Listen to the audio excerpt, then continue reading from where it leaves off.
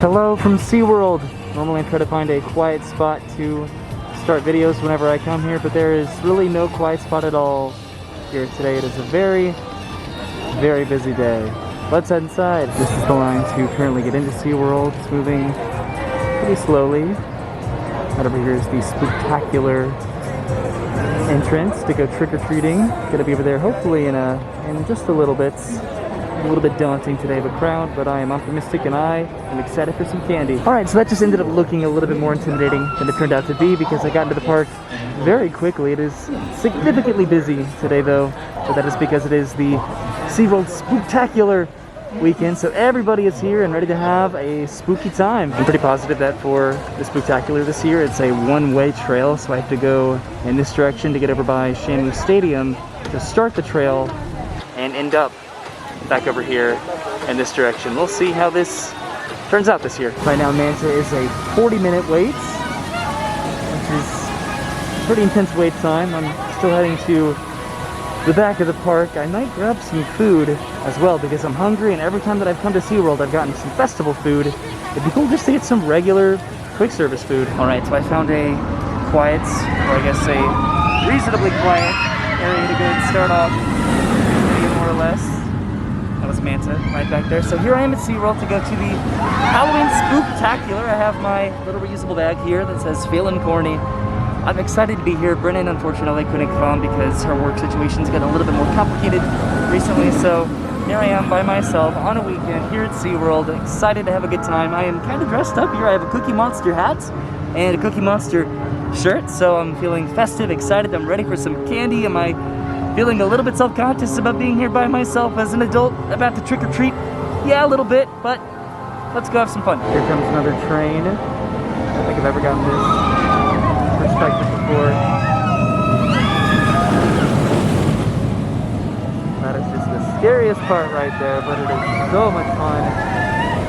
And I doubt I'll ever get used to it, but maybe one day. Alright, so this is a new area for me. I came over by the Pearl diving experience. I've never come to this bridge before. You can look straight down into the water right there. So what I'm gonna do, I think, because of this weather situation, it feels like it's starting to rain, so I'm gonna run over to the Antarctica area, I think, to try to grab some food because I'm pretty hungry. I was trying to debate whether or not to go through the trick-or-treat trail or eat food first, and I think if it's gonna start pouring down rain, I should probably go ahead and expedite that. So I'm gonna head back in the direction that I just came, back over to Antarctica. Alright, I made it to Antarctica. I'm feeling the raindrops already, and where I'm heading is right in there. Hopefully grab some lunch. I think it's not too busy. So it's definitely pretty busy in here. They have 3 stations. They have a pizza station, an Asian cuisine station, and then a chicken station, and I went with the Asian station. I got myself some orange chicken here, then some teriyaki chicken, and some lo mein. And I am excited to indulge in this and hopefully try to find a spot outside. There goes Manta. Right there. It started to rain while I was inside, which was a little bit unfortunate, but it stopped right as I came out. So a lot of these tables opened up. There's a few seating areas. There's this one right here. There's this area back over there. But I found a table all to myself, so hopefully I can enjoy this before it starts to rain again, and then I can go start trick-or-treating. Alright, all done with lunch. That was the Expedition Cafe. Right now the wait time for Empire of the Penguins about a 30-minute wait. Not going to be riding in rides today though. Today is all about the candy, which I am about to go indulge in right now. Let's go trick-or-treat. I think what I appreciated most about that quick service experience is that it did not take very long at all, especially compared to Universal. That was very, very quick and expedited.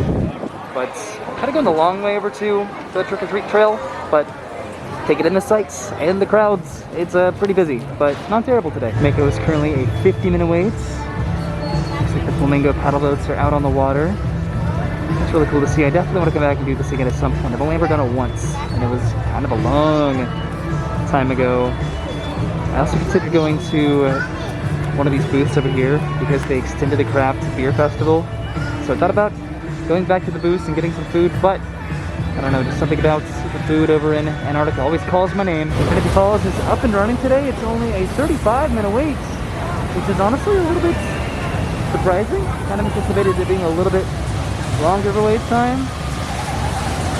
Definitely still want to come back and do this at some point. I know I keep saying that, but I definitely want to bring Brennan and do some water rides. We still haven't done this, so we gotta make sure we do that.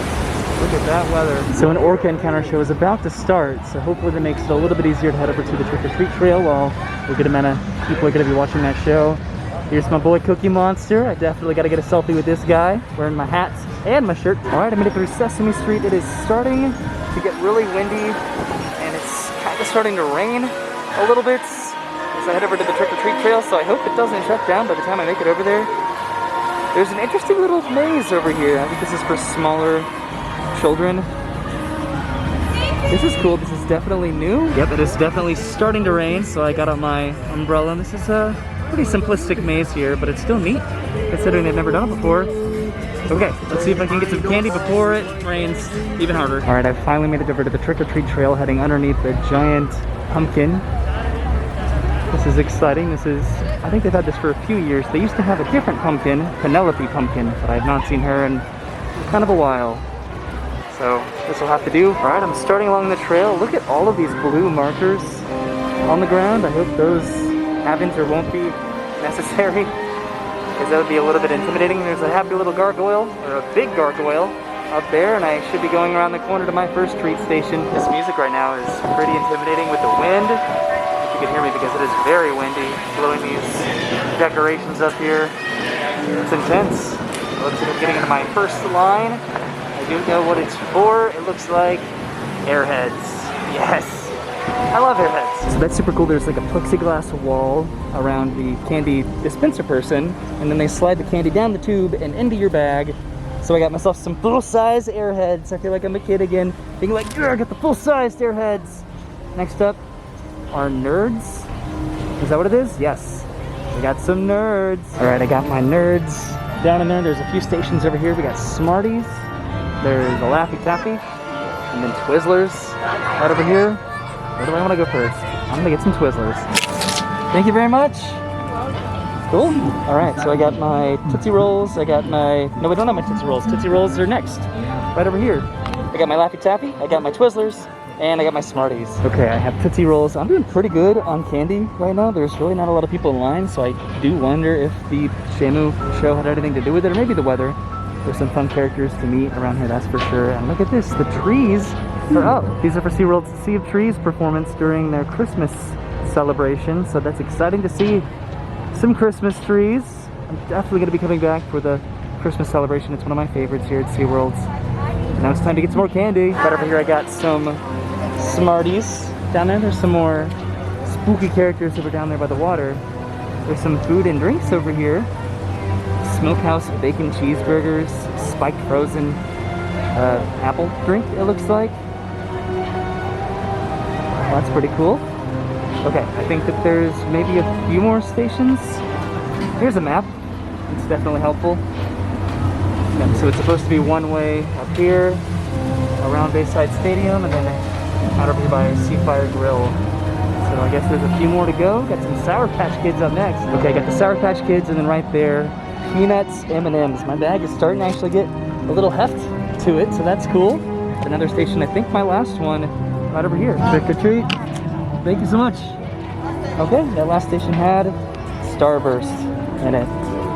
So there you go. I think that was my final trick-or-treat station of the trick-or-treat trail. That was surprisingly quiet for what I was anticipating based on the rest of the park. There's some fun games over here where you can win some spooky prizes. That is very tempting, as always. And I've almost made it out of the Spooktacular area. You can meet a mermaid right there, which is pretty cool, and I missed the final station. The actual, wait, no, there's a couple final stations over here. Land of the Gummies? So there was Land of the Gummies and Cowtails right over there. And then this is the Pumpkin Patch. Forever missing out on seeing Penelope the past few years. Penelope was just the giant, massive queen pumpkin, more or less. There's some cool characters back over there too. Look at all this candy. I was kind of tempted to get back in line and do another round, but I don't know. I don't want to be too ambitious with my candy haul today. But I think that's actually it. The end of the trick-or-treat trail. I'm very satisfied with the amount of candy that I got. Just the quantity of each candy. I'm very impressed with and very happy about it. I'm gonna enjoy this, that's for sure. I'm back over by the dolphin nursery. It's a little bit busier over here, so I wonder why it was less busy on the treat trail. Probably because it's one way. You can see there's like an exit only sign right there, so you have to go around the other side. It's probably definitely helping with the crowd control levels, but I think that's it. I did what I came here to do. This wall gives you a little bit better idea as far as what to expect for the Spooktacular. All the different kinds of candies that they're giving out down there, and then the various options that they have, and then a massive map of the events. Cool. Okay, I think I'm heading out. This is where you can buy a reusable bag. This is one that I brought from a previous year, but you do have to have a SeaWorld reusable bag, and they're starting at $249. There goes Manta. As I'm heading out of the park, I'm checking out the dates for future events that they have going on. So SeaWorld's Christmas celebration starts November 21st until December 31st, and then they have a New Year's Eve celebration on New Year's Eve. And New Year's Eve is kind of up in the air right now as far as what the parks are doing. I'm pretty sure that the Disney parks are not going to be open through midnight on New Year's Eve. I'm pretty positive that they just announced that, so SeaWorld might have one of the only, if not the best, nighttime spectacular event here on New Year's Eve. That'll be very interesting to see. This ends Halloween Spooktacular on November 1st, by the way, so there's still plenty of time to come out and check it out. So a couple weeks ago, Brennan and I went to Old Town with a couple of our friends, and earlier that same day, we came to SeaWorld. So Brennan has been back to SeaWorld, but it was a weekday, so we were not able to take advantage of the Spooktacular, but we did get some cool pictures in front of this, as well as over by the giant pumpkin, over by Wild Arctic. Even though it's not Penelope, Penelope is my girl, and I've been taking a picture with her every single year. I said recently in that Old Town video that we ended up going back and doing that I've been in Orlando for 5 years. It's not true. I've been in Orlando for over 6 years, and I've taken a picture with, well, I've been to the Spooktacular every single year for 7 years, and I've taken a picture with Penelope every time that she was here. Oh, I'm getting passionate. Sorry, I had to get real there and show some respect for my girl, Penelope Pumpkin, who I have not seen in a very, very long time, and it makes me sad. But today in general was a successful day. I got a big bag of candy, and I'm excited to indulge in this and share it with Brennan whenever I get back home and she gets off of work. It was a fun trip. The mask complicity, I know that I really don't like talking about this stuff unless it's like incredibly relevant. It was all right.